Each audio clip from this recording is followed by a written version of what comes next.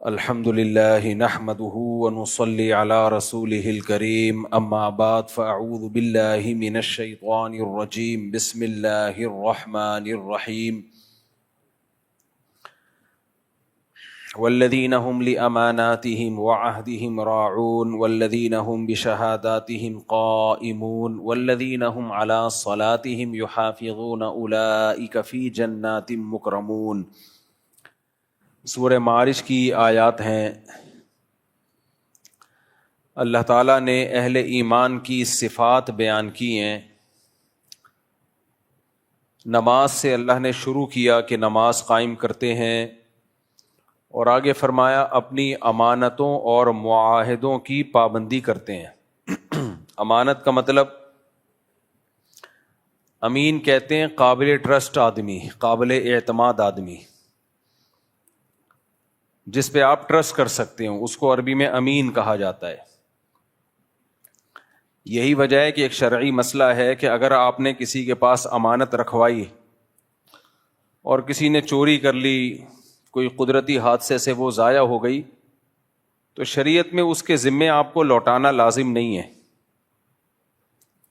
وہ یہ کہہ سکتا ہے بھائی میں نے حفاظت کی تھی لیکن چوری ہو گئی، گم ہو گئی، اگر اس نے کوتاہی نہ کی ہو۔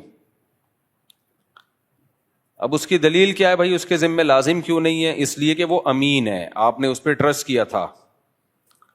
تو اب اگر وہ کہہ رہا ہے کہ چوری ہو گئی، ڈاکو چھین کے لے گئے، تو آپ نے جب امانت اس کے پاس رکھوائی تھی تو آپ نے خود اس کو سرٹیفکیٹ دے دیا تھا کہ میں اس پہ ٹرسٹ کرتا ہوں، تو اب اس کے اس بیان پہ بھی آپ کو ٹرسٹ کرنا پڑے گا۔ وہ اگر کہہ رہے کہ چوری ہو گئی، وہ اگر کہہ رہے ڈاکوؤں نے لوٹ لی، وہ اگر کہہ رہے آگ لگ گئی، تو اب آپ کو اس پہ ٹرسٹ کرنا پڑے گا اور اس کے ذمہ لوٹانا لازم نہیں ہے۔ ہاں آپ کے پاس گواہ ہیں، دلیل ہے جس سے پتہ چل رہا ہے کہ یہ جھوٹ بول رہا ہے، تو ایک الگ بات ہے، لیکن یہ دلیل پیش کرنا آپ کے ذمہ ہوگا، اس کے ذمہ دلیل پیش کرنا نہیں ہے۔ وجہ کیا ہے؟ اس لیے کہ وہ امین ہے۔ امین امانت یعنی قابل ٹرسٹ ہے، قابل اعتماد ہے۔ کمیٹیاں ڈالتے ہیں نا لوگ، تو جن کے پاس کمیٹیاں ڈالتے ہیں وہ کہتے ہیں وہ چور لے گیا ہے، فلانا لے گیا، تو آپ بس گئے، ختم، کیونکہ آپ نے امانت کے طور پہ رکھے تھے نا اس کو۔ تو اللہ فرماتے ہیں یہ لوگ اپنی امانتوں کی رعایت کرتے ہیں، معاہدوں کی، اور وعہدہم راعون، ایگریمنٹ کو بھی پورا کرتے ہیں، رعایت کرتے ہیں۔ یہ دو چیزیں جس میں پائی جائیں نا، دو چیزیں، ان کو کہا جاتا ہے کیریکٹر والا انسان، کردار اچھا ہے، ایک نمبر آدمی ہے۔ اور اسی کیریکٹر کی آج ہماری سوسائٹی میں بہت زیادہ کمی ہے۔ معاہدوں کی خلاف ورزی، معاہدے توڑنا، بات بیان دے کے مکر جانا۔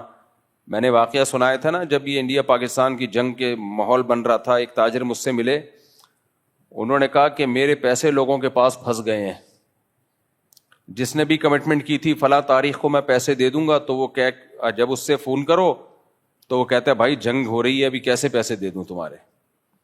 یعنی ہر شخص نے اس خوف سے دوسرے کے پیسے روک لیے کہ جنگ کے نتیجے میں کہیں کرائسس میں نہ آ جائیں، دوسرے کو کرائسس میں ڈال رہے ہیں۔ ہونا تو یہ چاہیے کہ آپ فوراً اگلے کے پیسے دے دیں، کہیں اس سامنے والا مصیبت میں نہ آ جائے جنگ کی وجہ سے، لیکن لوگ دوسرے کا پیسہ روک لیتے ہیں، دوسرا کی ایسی کی تیسی ہو جائے، آپ اپنے آپ کو پہلے سیف سائٹ پہ لے کے آتے ہیں۔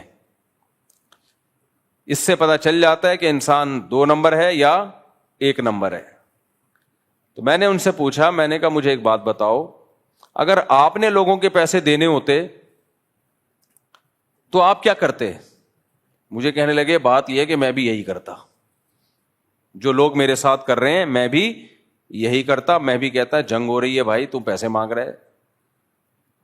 تو یہ بہت بری حرکت ہے۔ پیسوں کی میں بار بار مثالیں اس لیے دیتا ہوں کہ ہمارے معاہدے ٹوٹتے پیسوں پہ آ کے ہیں۔ جہاں پیسوں کا معاملہ ہوگا معاہدے ٹوٹیں گے۔ آج ایک صاحب آئے عصر کی نماز کے بعد، کہنے لگے میں نے کسی کو پیسے دیے ہوئے ہیں، تو میرا اس سے ایگریمنٹ ہو رہا ہے، دیے ہوئے نہیں، دے رہا ہوں پیسے، ایگریمنٹ یہ ہو رہا ہے یہ ایگریمنٹ ہوا ہے. وہ کہہ رہا ہے بھائی تو مجھے پیسے دے دے, نقصان ہوا تو میرا, نہیں ہوگا نقصان میں ہونے ہی نہیں دوں گا, فائدہ ہوگا تو پروفٹ میں شرکت کر لیں گے. کہہ رہے مفتی صاحب یہ شرعن جائز ہے. میں نے کہا اول تو یہ شرط ہی کالعدم ہے, اس کی شریعت میں کوئی حیثیت ہے نہیں. جب آپ انویسٹمنٹ کرتے ہیں تو جتنی پرسنٹیج آپ کی انویسٹمنٹ ہوگی آپ کو لاس بہرحال برداشت کرنا پڑے گا. اب وہ آیا تو مجھ سے مسئلہ پوچھنے کے لیے تھا, مشورہ لینے کے لیے نہیں آیا تھا, لیکن میں نے غریبی میں ایک مشورہ بھی پارسل کر دیا. میں نے کہا مسئلہ تو یہ ہے کہ یہ شرط کالعدم ہے, اس کو لاس برداشت, آپ کو لاس برداشت کرنا پڑے گا. میں نے کہا باقی وہ جو آپ سے کہہ رہا ہے نا کہ لاس سارا میرے ذمے, وہ اس لیے کہہ رہا ہے کہ تاکہ آپ اس کے ساتھ انویسٹمنٹ بے خوف ہو کے کریں. اور میں نے کہا جب آپ نے اس کی اس چکنی چپڑی باتوں میں آ کے ادھر پیسے دیے اور سارا لاس اس نے آپ کے ذمے نہ ڈالا تو میرا نام بدل دینا, میں 4 شادیوں پہ بیان چھوڑ دوں گا. اس سے بڑی کوئی قسم ہو سکتی ہے بھائی؟ کتنی لوگوں نے کوششیں کی, مجھے دھمکیاں بدنام کرنے کی, کمنٹس میں نیگیٹو, یہ بندہ شادیوں کے علاوہ کچھ بات نہیں کرتا, یہ وہ. میں نے چھوڑا بیان, نہیں چھوڑا نا, لیکن اس کو میں نے کہا نہیں, یعنی میرا ارادہ تھا کہہ دوں, ابھی خیال آیا مجھے کہ اگر اس نے سارا لاس تیرے ذمے نہ ڈالا, میں نے کہا چند باتیں. نمبر 1 پروفٹ 5 روپے بھی نہیں دے گا. نمبر 2 لاس سارا کا سارا تم پہ ڈالے گا. نمبر 3 لاس کرے گا بھی لازمی. اور جب آپ کہو گے نا کہ آپ نے کہا تھا کہ لاس ہوگا ہی نہیں, میں ایسا کاروبار کر رہا ہوں, تو کہے گا یار میں تو واقعی ایسا کر رہا تھا, لیکن قدرت کے آگے کون جا سکتا ہے, خدا سے کون لڑ سکتا ہے, فطرت سے کون لڑ سکتا ہے. اب ہو گیا. بالکل وہی معاملہ ہے. حضرت یعقوب علیہ السلام کے بیٹے آئے ابا کے پاس اور ابا سے کہنے لگے ارسلہ معنا غدا یرتع ویلعب وانا لہ لحافظون, اے ابا یوسف کو ہمارے ساتھ بھیج دیں, کھیلے گا, تھوڑا جنگل میں گھومے گا, کھائے گا, پیے گا, ہم اس کی حفاظت کریں گے. ابا نے کیا کہا, انی لیحزننی ان تذهبوا به واخاف ان یاکلہ الذئب وانتم عنہ غافلون. بھائی مجھے ڈر ہے کہ بھیڑیا نہ کھا جائے. تو کہنے لگے ابا یہ بھیڑیا اگر اس کو ہماری موجودگی میں کھا جائے, وَنَحْنُ عُصْبَةٌ, ہم اتنے مضبوط بھائی, لمبے تڑنگے جوان, ہمارے ہوتے ہوئے ہمارے چھوٹے بھائی کو بھیڑیا کھا جائے. یعنی وہ ابا پہ ہی اعتراض کرنے لگے, ابا آپ کیسی باتیں کر رہے ہو, ہم کس بات کے بھائی ہو گئے پھر. حالانکہ ان کا پورا پروگرام تھا بھیڑیے کو کھلوانے کا, کنویں میں ڈالنے کا. تو اس لیے ڈرامے باز آدمی کے اسٹائل پہ کبھی بھی بولو مت جایا کرو. وہ پیسہ لیتے ہوئے یہی کہیں گے, آپ کہو گے بھائی نقصان ہو گیا تو کیا ہوگا, وہ کہیں گے نقصان, یار تو پاگل سمجھ رہے ہیں ہم کو, یار ہم جدی پشتی بزنس کرتے آ رہے ہیں, ہم اس لیے تیرا پیسہ لے رہے ہیں کہ لاس کریں گے, نقصان کریں گے. ابے کیا باتیں کر رہا ہے, لگتا ہے مفتی طارق مسعود کے بیان سنتا ہے تو بھی. ابے مفتی صاحب سے بولو شادیوں پہ بات کیا کریں, کاروباری باتیں مت کیا کریں.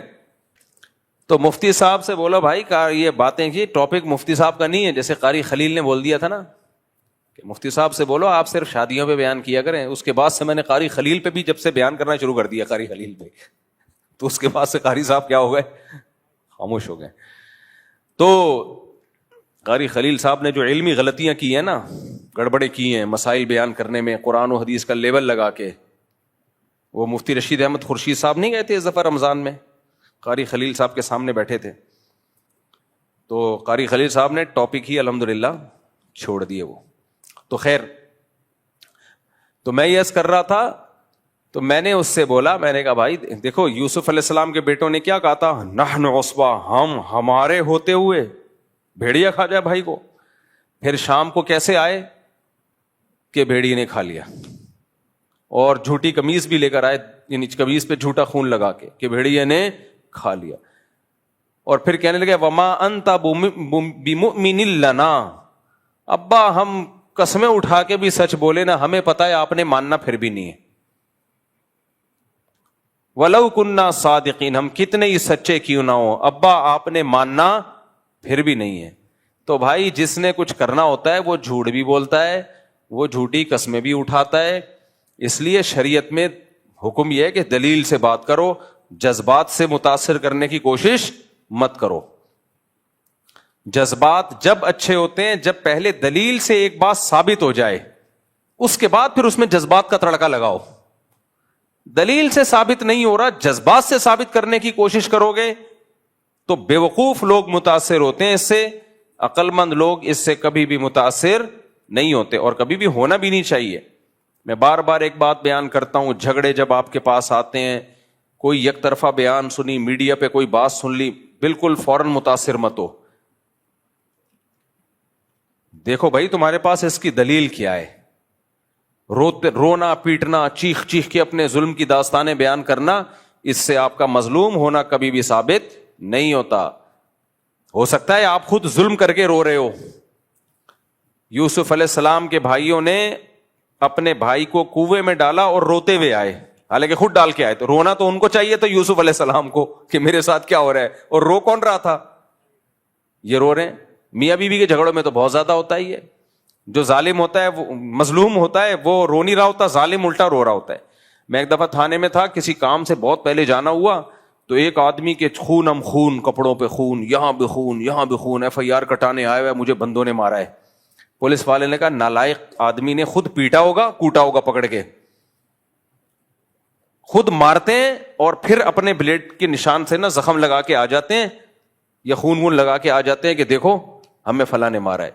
تو میں نے ان صاحب سے کہا, میں نے کہا بھائی دیکھو مسئلہ یہ ہے کہ وہ جو تمہیں کہہ رہے ہیں نا لاس بالکل بھی نہیں ہوگا, اتنے پیسے مجھے دے دو, تو مجھے اس کا اسٹائل بتا رہا ہے کہ 100% لاس ہی لاس ہوگا.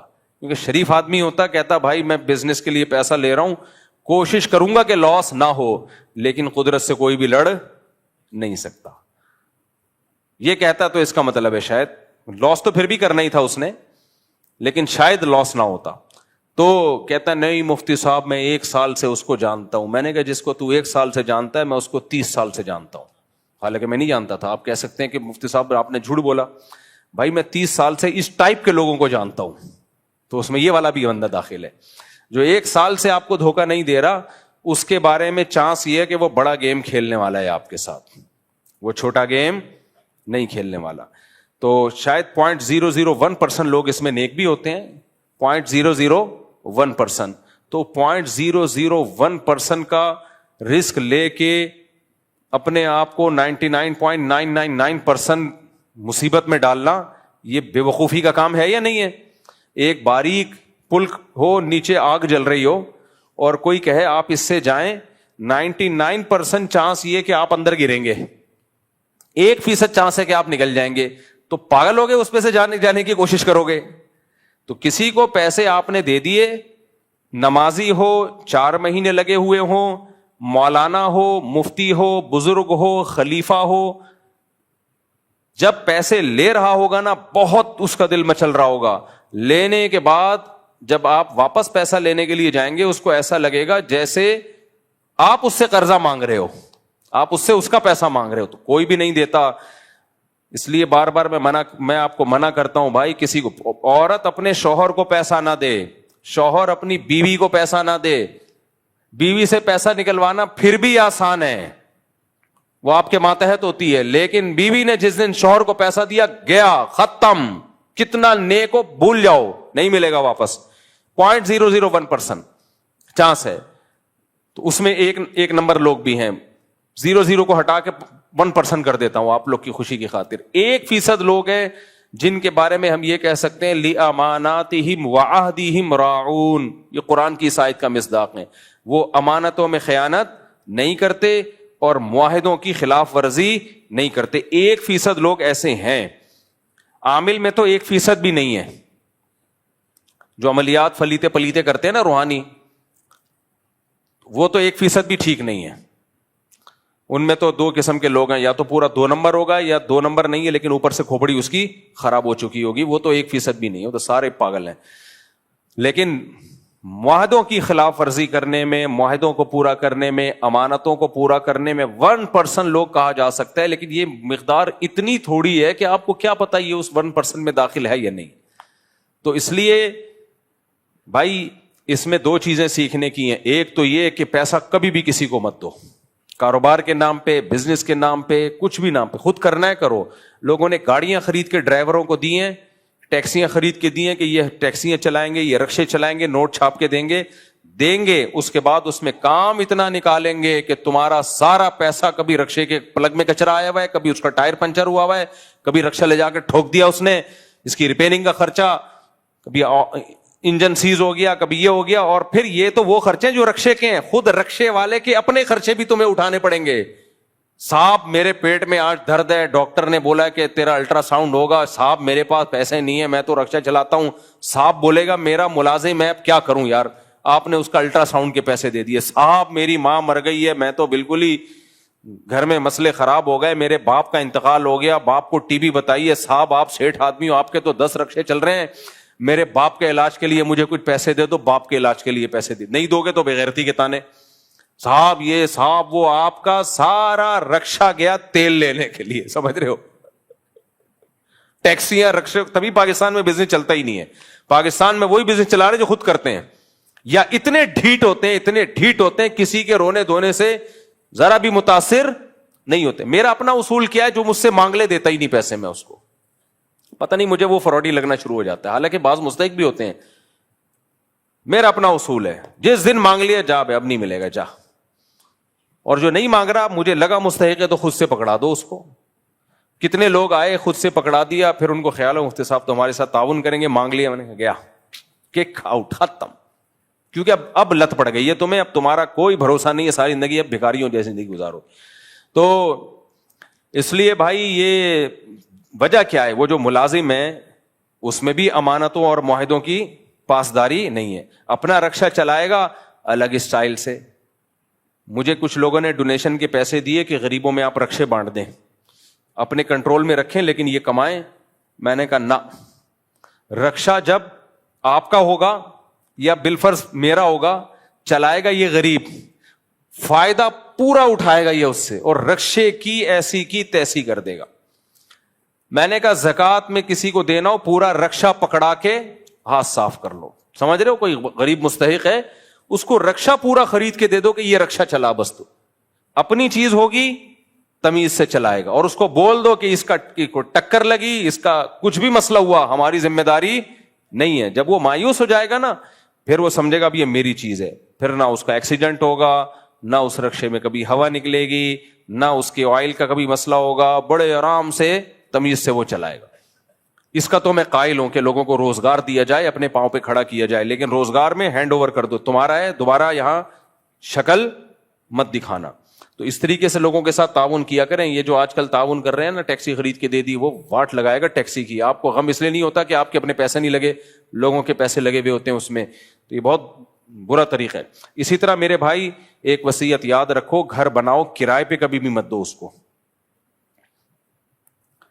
آپ کہو گے مفتی صاحب ہم قرآن سننے کے لیے بیٹھے, یا آپ نے ہمیں کیا واقعہ سنانا شروع کر دیا. دیکھو قرآن کی جب تک موجودہ حالات پہ انطباق نہیں ہوگا, منطبق نہیں ہوں گی وہ آیتیں, اس وقت تک قرآن سمجھ میں نہیں آئے گا. یہ وہ آیتیں جو ہم صبح شام پڑھتے ہیں, تفسیریں بھی سنتے ہیں, عمل ہمارا زیرو ہے.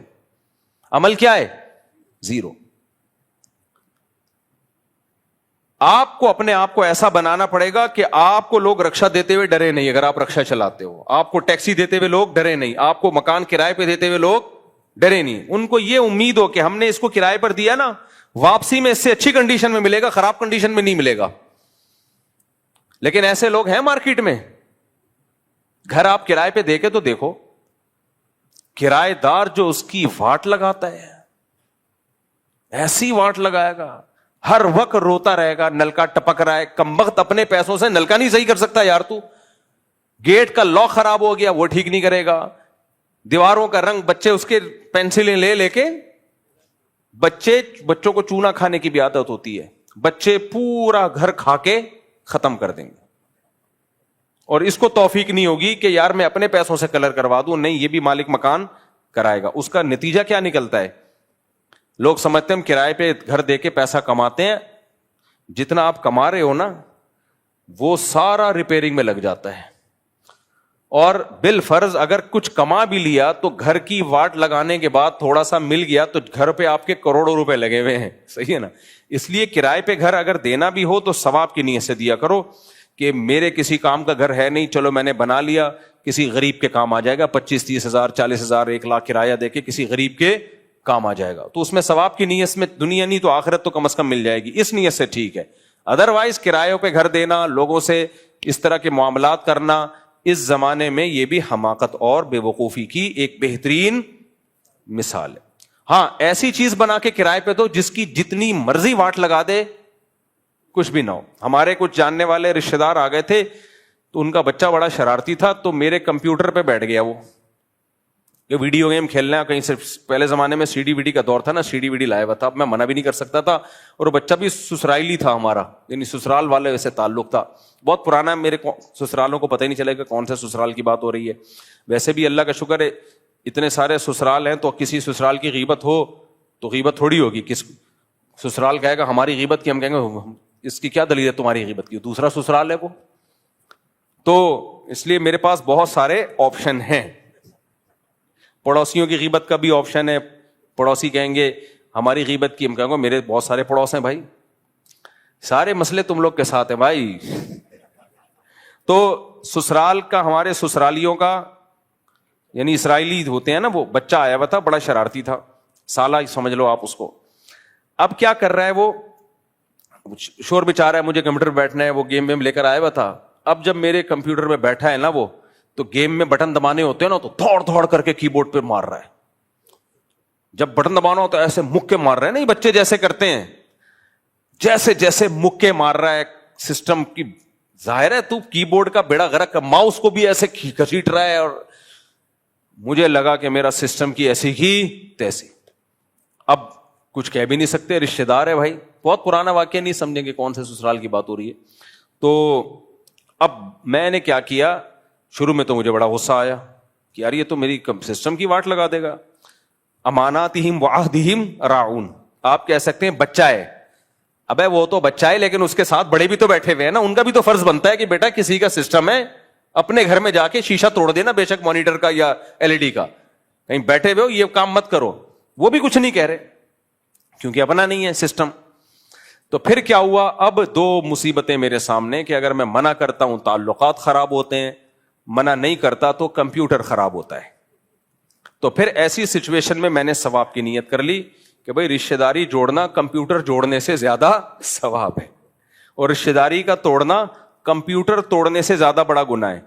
تو میرے دوست آئے ہوئے تھے ملنے کے لیے, میں نے ان سے کہا, وہ نے کہا یار یہ کیسے کمپیوٹر کا استعمال کر رہا ہے. میں نے کہا بھائی میں نے یہ فرض کر لیا ذہنی طور پر کہ بڑے سے بڑا نقصان کیا ہو سکتا ہے, یہ بھی ایک ٹینشن سے بچنے کا طریقہ ہے.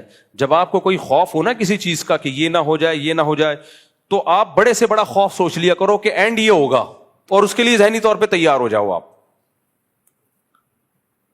ذہنی طور پہ تیار ہو جاؤ. جیسے آپ بیمار ہو, ابھی رپورٹیں آئی نہیں, ڈاکٹر نے کہا کینسر بھی ہو سکتا ہے, اور یہ بھی اب آپ ڈر رہے ہو. آپ فرض کر لو کینسر ہو گیا ہے, ٹھیک ہے, کینسر ہی ہے یہ, ہو گیا, کیا کریں. اب کینسر میں یہ بھی خطرہ ہوتا ہے کہ مر نہ جائیں, اور یہ بھی خطرہ ہوتا ہے کہ ہو سکتا ہے مر جائیں, یعنی نہ مریں اور مریں دونوں ہوتے ہیں نا. ڈاکٹر کہتا ہے کینسر ہے چلتا رہے گا 30 سال نکال لے گا, بعض اور ڈاکٹر کہتے ہیں مر جائے گا بھائی تو کوئی علاج نہیں. تو یہ فرض کر لو مر جاؤں گا میں, ختم. کیا فرض کر لو, اپنے آپ کو سمجھاؤ مر جائیں گے نا, 10 دن بعد مر جائیں گے, بس مر گئے یار ختم. قصہ کیا ہے, اس سے وہ ٹینشن سے جان چھوٹتی ہے. ہمارے حضرت ایک واقعہ سنایا کرتے تھے کہ پہلے زمانے میں نہیں, ایک گرو اور وہ چیلے ہوا کرتے تھے, سیٹھ گرو اور اس کا چیلا ہوتا تھا نا, وہ ساتھ میں گھومتا تھا. تو گرو کے پاس تھے کچھ پیسے, یہ دونوں جنگل میں جا رہے ہیں. اب گرو بار بار کانپ رہا ہے کہ پیسے چوری نہ ہو جائیں. تو چیلے نے بولا حضور آپ کیوں خوف ہے. انہوں نے کہا بیٹا میری جیب میں پیسے رکھے ہوئے ہیں, مجھے ڈر ہے ڈاکو نہ چھین لیں. تو جب چیلے نے دیکھا نا کہ گرو کی حالت خراب, ہی ہارٹ اٹیک سے نہ مر جائے کہیں, تو کہا کہ حضور آپ میرے پاس آپ کی اس ٹینشن کا ایک علاج ہے, یہ پیسے نکال کے پھینک دو. صحیح ہے نا, اس کا فائدہ یہ ہوگا کہ کم از کم ہارٹ اٹیک سے مرو گے نہیں آپ. پیسے آنے جانے والی چیز ہے, صحت سب سے بولو پہلے. اس نے ایسا ہی کیا, نکال کے پھینکے, بڑے آرام سے سکون سے زندگی گزار لی. تو پیسہ پھر بعد میں کما لے کاروبار کے ذریعے. تو پیسہ چھننے کا خوف سمجھ لو, یہ پیسہ نہ ہونے سے زیادہ خطرناک ہے. پیسہ نہ ہونے سے صحت خراب نہیں ہوتی. ہم نے غریبوں کو 90-95 سال جیتے ہوئے دیکھا ہے, لیکن پیسہ چھننے کے خوف سے صحت کا بیڑا غرق. اور ایسا پیسہ کسی کام کا نہیں ہوتا, کیونکہ اس خوف سے ڈپریشن ہوتی ہے, اس سے شوگر کی بیماری ہوگی, آپ کو ہارٹ کے مسائل کھڑے ہوں گے, 20 قسم کے مسائل, آپ کی طبیعت میں غصے میں آپ الٹے کام کر رہے ہوگے, جہاں چماٹ نہیں تھا وہاں چماٹ لگا دیا کسی کو, جہاں ڈانٹنا نہیں تھا وہاں ڈانٹ دیا, گھر میں بھی ٹینشن, گھر سے باہر بھی ٹینشن, قتل ہو جاتے ہیں غصے میں, زندگیاں برباد ہو جاتی ہیں لوگوں کی. اور خوش آدمی خود بھی خوش رہتا ہے اور دوسروں کو بھی خوش رکھتا ہے. تو اس لیے خوف سے اپنے آپ کو نکالنا سب سے زیادہ ضروری ہے. خوف نہیں ہونا چاہیے, خوف صرف ایک آخرت کا, بس. اس کے علاوہ کوئی خوف اللہ کو بالکل بھی پسند بولو نہیں ہے. صرف ایک خوف اللہ کو پسند ہے, آخرت کا خوف. باقی خوف اللہ کہتے ہیں تم نے خود پالے ہوئے ہیں. تو میں کیا مثال دے رہا تھا, وہ پھر دائیں بائیں ہو گیا. ہاں, تو کمپیوٹر میں اس نے یہ ڈش ڈش چلا رہا ہے نا ویڈیو گیم میں, جیسے وہ فائر مارنا ہے تو ایسا مار رہا ہے جیسے یہیں سے فائر مار رہا ہے. تو میں نے کیا کیا, میں نے ذہنی طور پر تیار ہو گیا کہ یوں سمجھ لو کہ کمپیوٹر کی اس نے مکہ مار کے اسکرین توڑ دی ہے. زیادہ زیادہ یہی ہوگا نا, مانیٹر تو ہوتا تھا اس زمانے میں, LED نہیں ہوتی تھی, اسکرین توڑ دیا. یوں سمجھ لو کہ یہ کیا ٹوٹ گئی ہے, میرا سسٹم خراب ہو گیا اور اتنے ہزار کا میرا نقصان ہو. جب میں نے یہ مائنڈ بنایا اپنا تو مجھے سکون ہو گیا. پھر جب بھی وہ بچہ آتا بیٹھتا کمپیوٹر پہ, مجھے کوئی خرچ نہیں, میں نے کہا کمپیوٹر تو ختم. اس کے جانے پہ میں دیکھتا کہ 2-4 بٹن ٹوٹے کی بورڈ کے, باقی الحمدللہ پورا سسٹم کیا ہے. اتنی خوشی ہوتی دل میں کہ یار ہم تو یہ سمجھ کے بیٹھے ہوئے تھے کہ سسٹم تباہ ہو گیا, لیکن اللہ کا بڑا فضل ہے, کی بورڈ بھی تھوڑا سا دائیں بائیں ہوا ہے اور کچھ بھی نہیں ٹوٹا, اور اللہ کا بڑا فضل ہے صحیح چل رہا ہے حساب کتاب. تو یہ خوشی محسوس ہوتی تھی. تو اسی طرح یاد رکھو کہ کرائے پہ لوگوں کو گھر مت دیا کرو, لیکن بعض غریبوں کو بیچاروں کو ضرورت ہوتی ہے. یعنی میں اس لیے وہ کچھ کہنے والا تھا ان غریبوں کو کہ تم غریب ہو تو گھر کا تو حفاظت کرو نا کمبختو, تاکہ لوگ غریبوں کو گھر دیا کریں کرائے پہ. لوگ کیوں نہیں دیتے, ان کو پتہ ہے واٹ لگا دے گا, ایسی کی تیسی کر دے گا گھر کی. تو اس نیت سے دے دیا کرو کہ ثواب ملے گا, اور گھر کی ایسی کی تیسی تو بہرحال ہو کے رہے گی, اور کوئی بات نہیں یار ایک غریب کے کام آ جائے گا. لیکن انسان کو چاہیے, اسی طرح بائک کا دیکھ لو آپ, 20 دفعہ میں نے خود تجربہ کیا ہے, میں بائکوں میں بہت میں نے سفر کیا ہے. آپ سارا دن بائک چلاتے رہو, میں نے بائک اتنی چلائی ہے آپ کی سوچ سے بھی زیادہ. GTO 125 کاواساکی رکھی ہوئی تھی, وہ بھی ہزاروں کلومیٹر چلا دی تھی میں نے, اور ہونڈا 125 بھی, وہ بھی ہزاروں کلومیٹر.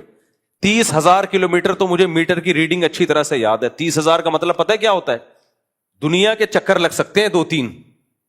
صرف کراچی کے اندر ہی اتنی چلا لی تھی, کام بہت تھے.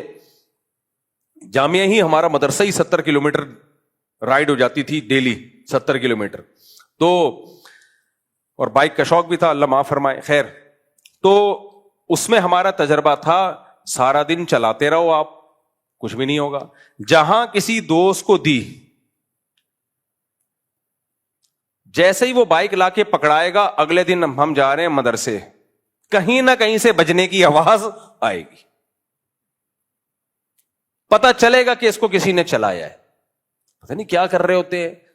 تو یہ امانتوں اور معاہدوں کی خلاف ورزی ہے یا نہیں ہے؟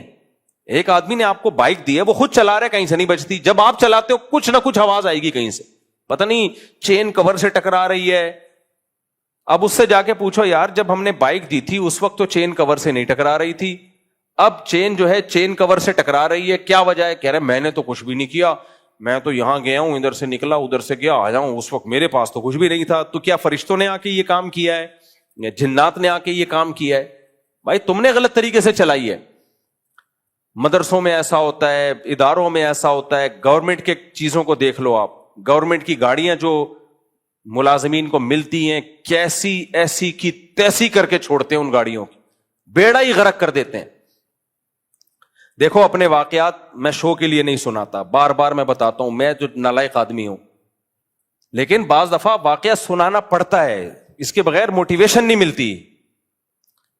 ہمارا ادارہ ہے نا جامعۃ الرشید, تو جامعہ کے پاس بھی گاڑیاں ہیں. مجھے کبھی اسلام آباد جانا ہوا کسی کام سے, اسلام آباد جانا ہوا اور کام بھی جامعۃ الرشید کا, تو پھر انہوں نے گاڑی دی کہ ٹھیک ہے آپ بیان کے لیے جا رہے ہو تو جامعہ کی گاڑی لے جاؤ آپ. میری عادت یہ ہوتی ہے کہ جب میں لے کر گیا اس کے لانگ روٹ پہ, جیسے گلگت چلے گئے, بلتستان چلے گئے, لمبے پہاڑوں پہ نا, تو گاڑی میں کچھ نہ کچھ کام نکلتا ہے. تو میرا اپنا معمول یہ ہے کہ گاڑی واپس کرنے کے بعد کچھ پیسے میں مدرسے میں جمع کرا دیتا ہوں, کہ میری وجہ سے اگر گاڑی میرے, ہو سکتا ہے کوئی میں نے گاڑی کا ایسا استعمال کر لیا ہو کہ جس میں میری وجہ سے گاڑی میں کوئی کام نکل آیا ہو. ایک تو ہوتا ہے نا گاڑی کے چلنے کی وجہ سے کام نکلنا, وہ تو ہماری ذمہ داری نہیں ہے, لیکن ہو سکتا ہے بھائی ہماری کوتاہی سے کچھ کام نکل گیا ہو, ہمیں پتہ نہ چلا ہو, ہم نے چلانے میں احتیاط نہ کی ہو. تو ہماری کوتاہی سے اگر کوئی کام نکلا ہے تو وہ کس کی ذمہ داری ہے؟ وہ ادارے کی ذمہ داری ہے یا آپ کی ذمہ داری ہے؟ وہ ہماری ذمہ داری ہے. ایسے موقع پہ پھر کچھ پیسے دے کے کہ بھائی ابھی سے اس کا حساب کر لو, آخرت میں ہم پہ پکڑنا. مدرسے میں میرا ہمیشہ یہ معمول رہا ہے, جب سے میں جامعۃ الرشید میں پڑھا رہا ہوں, ہمیں جو تنخواہ ملتی ہے نا اس کے گھنٹوں کے نہیں منٹوں کے پیسے بھی کٹتے ہیں. جامعۃ الرشید میں جو اساتذہ کی تنخواہوں کا نصاب ہے وہ کیا ہے, جیسے کسی استاذ کے 6 پیریڈ ہیں, 6 پیریڈ پڑھانا ہے انہوں نے, تو حاضری کا رجسٹر ہوتا ہے. اب جیسے ایک ٹیچر کا ٹائم شروع ہو رہا ہے صبح 8:30 پہ, تو 5 منٹ تک تو فری ہیں, ظاہر ہے پہنچنے میں ٹائم لگتا ہے. 8:36 پہ اگر کوئی ٹیچر پہنچے تو وہ رجسٹر کے حاضری میں کیا لکھیں گے؟ 6 منٹ تاخیر.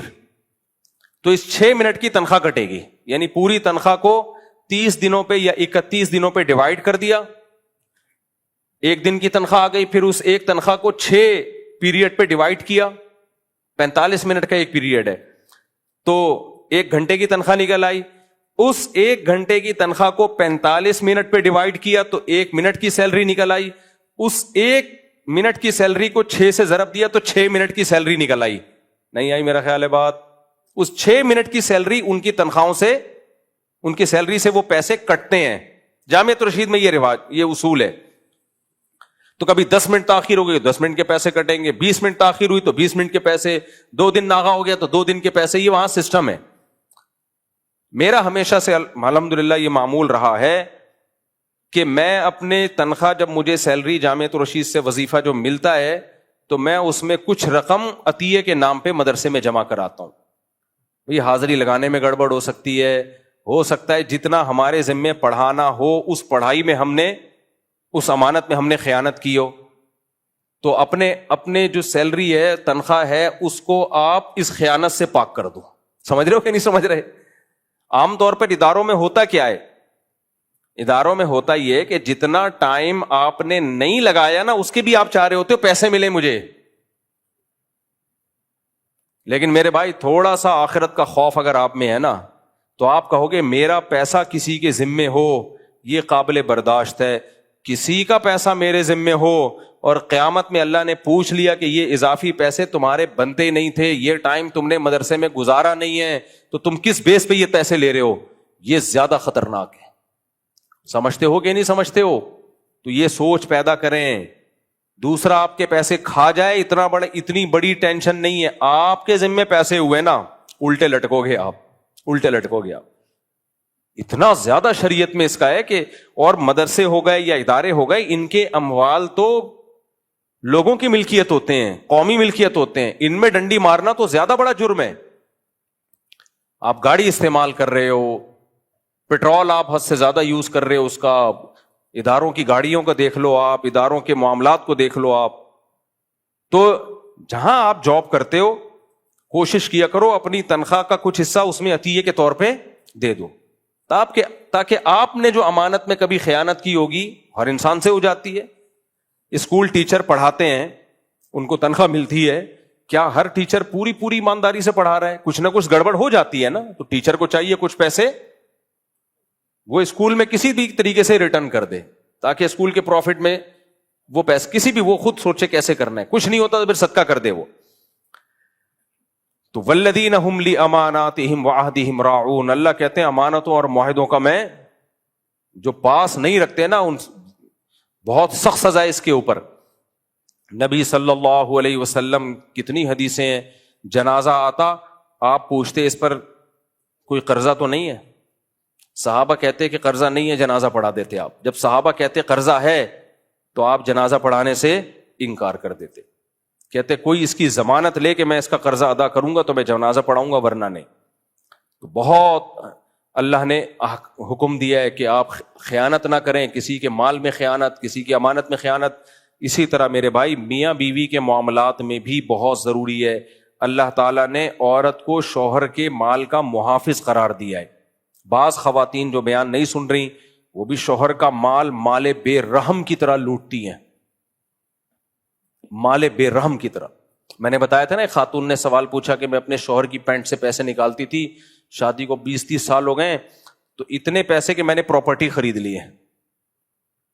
ماشاءاللہ 20-30 سال میں پینٹ سے پیسے نکالتے نکالتے اتنا مال جمع ہو گیا ہے شوہر کو پتہ ہی نہیں ہے کہ کیا خرید لیا ہے, پوری پراپرٹی. ماشاءاللہ بہرحال اللہ کا خوف تھا جو انہوں نے مسئلہ پوچھ لیا.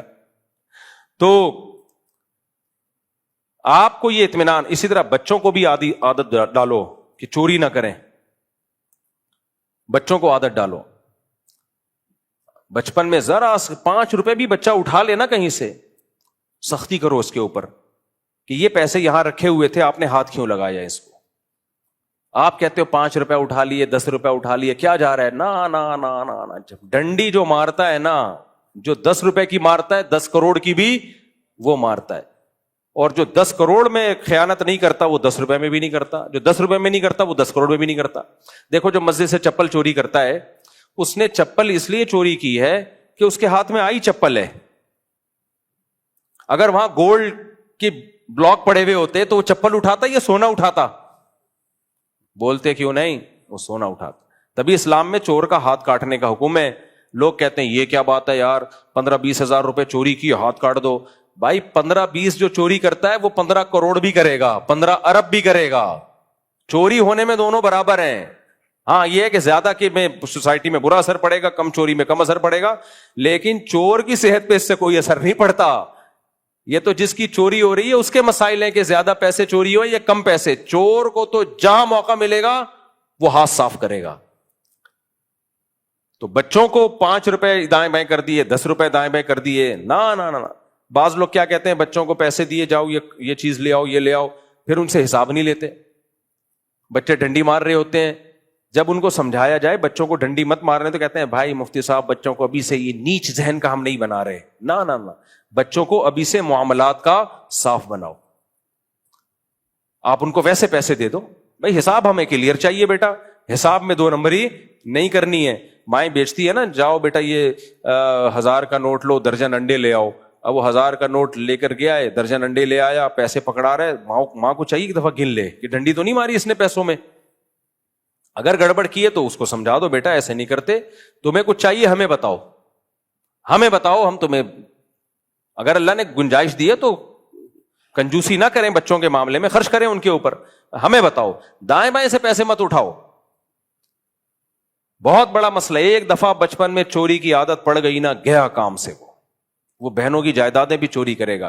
دوسری بات کیا ہے, یہ جو معاہدوں کی پابندی ہے, یا کرائے پہ آپ نے گھر لیا, واٹ نہیں لگائی گھر کی, کسی کی بائک لی, واٹ نہیں لگائی بائک کی, کسی سے پیسے لیے آپ نے کاروبار کے نام پہ اور پورا حساب کر کے اس کو دے دیے. پہلے آپ نے یہ سوچا, مجھے تو لگ رہا ہے یہ میں پتہ نہیں کون سے زمانے کی باتیں کر رہا ہوں, آپ نے اس سے 1 کروڑ روپے لیا کہ بزنس میں لگاؤں گا, پھر آپ کو فکر ہے کہ اس کا پیسہ ضائع نہ ہو جائے.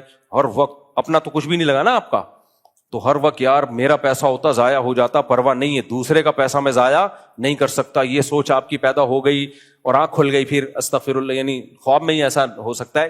لیکن بہرحال آپ اتنے نیک بن گئے کہ آپ کا دوسرے کا 1 کروڑ روپے لیا ہوا ہے تو میں نے واپس لوٹانا ہے, اور جیسے ہی پروفٹ ہوا یار فلاں کو پہلے میں دے دوں. اچھا 1-2 نمبری لوگ یہ بھی کرتے ہیں, یہ بھی بہت زیادہ کیسز آ رہے ہیں سامنے. ادھر سے 1 کروڑ روپے لیا جمشید سے, غفار بھائی نے جمشید سے لیا کتنا بولو 1 کروڑ. یہ بہت 2 نمبری ہو رہی ہے, یہ خوب سمجھ لو, یہ بھی حرام ہے, ناجائز ہے.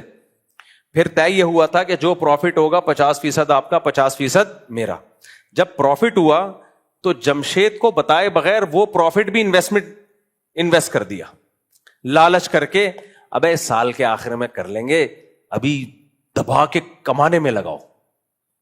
اور جمشید پوچھے گا کہاں گئے؟ جمشید تمہارے فائدے کے لیے نا، جو مجھے پروفٹ ہوا تھا وہ میں نے کہاں کر دیا، وہ میں نے مزید اس سے مال خرید لیا ہے. سمجھ رہے ہو؟ یہ لالچ بھی لوگ بہت کر رہے ہوتے ہیں. پھر پروفٹ بڑھتا جا رہا ہے بڑھتا جا رہا ہے. اصل میں کہنے کو تو یہ شیطان آپ کو یہ بتائے گا کہ یہ میں نے انویسٹر کو فائدہ پہنچانے کے لیے سرپرائز دوں گا، سرپرائز. وہ کہے گا سال کے بعد اتنا کیسے؟ تو آپ کہو گے اصل میں تیرے بھائی تجھے بتا دیتا نا، تو کرنے نہیں دیتا.